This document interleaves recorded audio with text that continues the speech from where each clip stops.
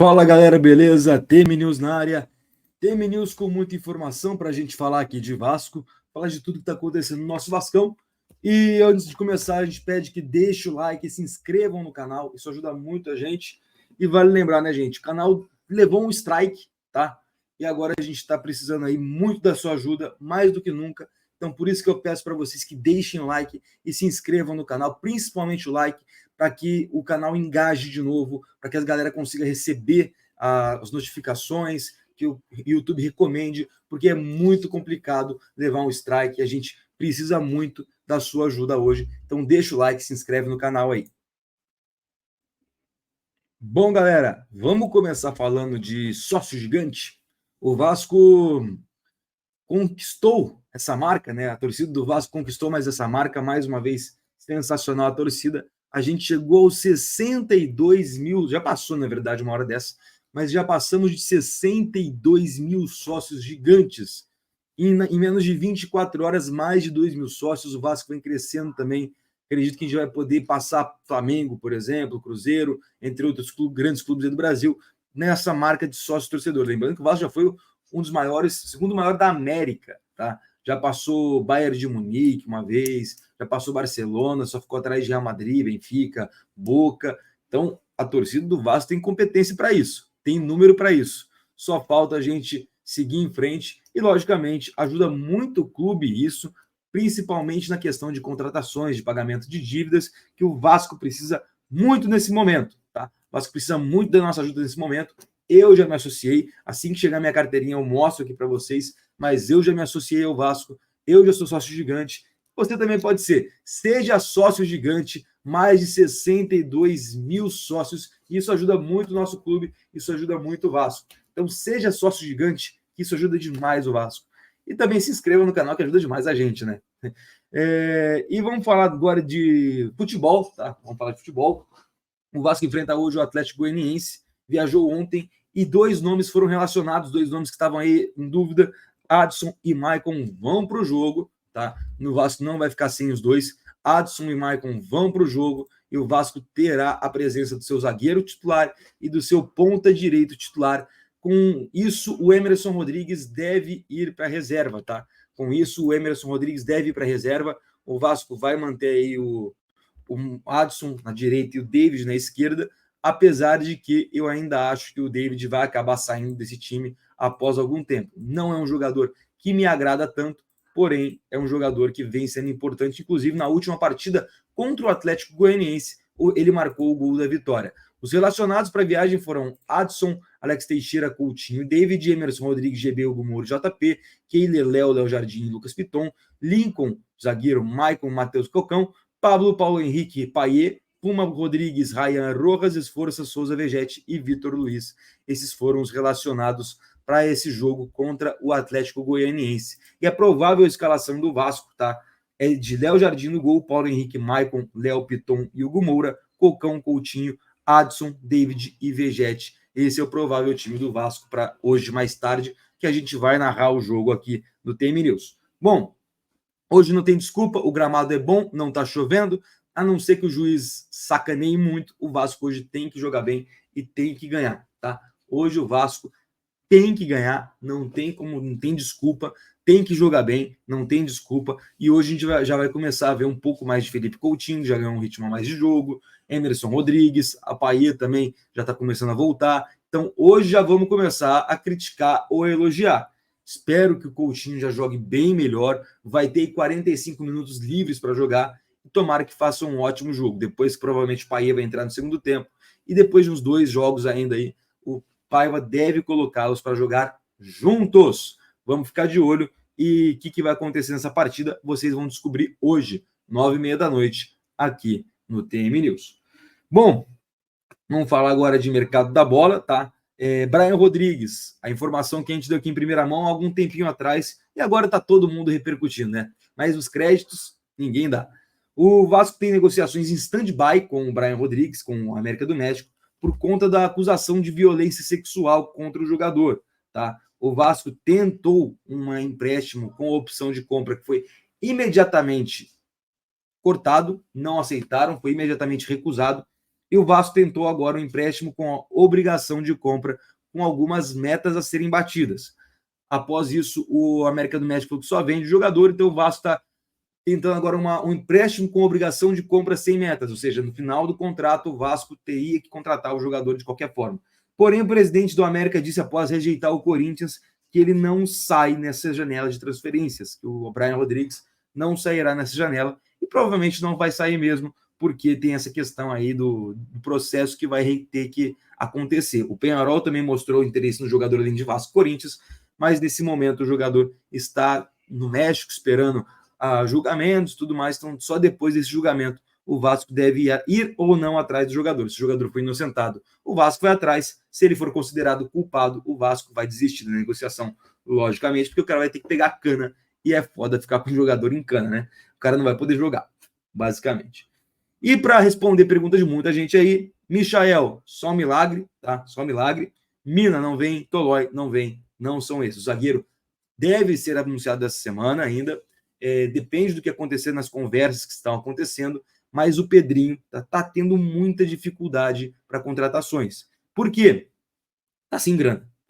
A 777 deixou o Vasco sem grana. Então o Pedrinho tem muitas dificuldades para contratar jogadores.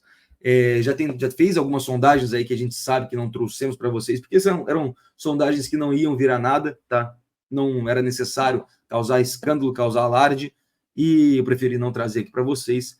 Porém, o Pedrinho está tendo muita dificuldade, precisa liberar alguns jogadores para trazer aí um fôlego na folha salarial do Vasco, que é hoje de 18 milhões de reais aproximadamente, ou seja, a 777 deixou essa bucha para o Vasco, deixou essa bucha para o Pedrinho, que são 18 milhões em folha salarial de uma equipe, de um elenco bem fragilizado, né? Um elenco bem limitado, e que o Vasco está brigando aí no meio da tabela, sendo que com o dinheiro investido nessa temporada, era para estarmos brigando lá nas cabeças, brigando com o Botafogo, São Paulo, Palmeiras, Flamengo, mas não, estamos aí mais uma vez na segunda página da tabela, sendo que o Vasco poderia estar hoje entre os 6 primeiros tranquilamente com o dinheiro que foi investido, mas as contratações foram feitas de modo equivocado ou de modo pensado erroneamente, como, por exemplo, contratar jovens jogadores, promessas que não vão a lugar nenhum.